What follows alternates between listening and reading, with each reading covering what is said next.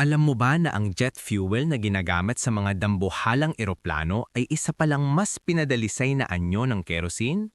Ang parehong uri ng panggatong na dati nating ginagamit sa mga lumang lampara ay siya na ngayong nagpapatakbo sa mga sasakyang panghimpapawid na bumabagtas sa iba't ibang panig ng mundo.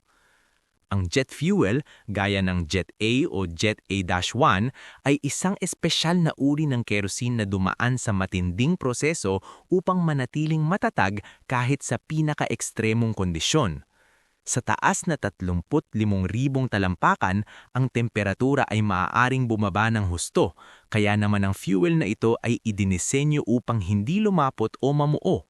Bukod dito, kailangan din nito ng mataas na flashpoint para sa kaligtasan at tuloy-tuloy na enerhiya para sa mga makapangyarihang turbine engine.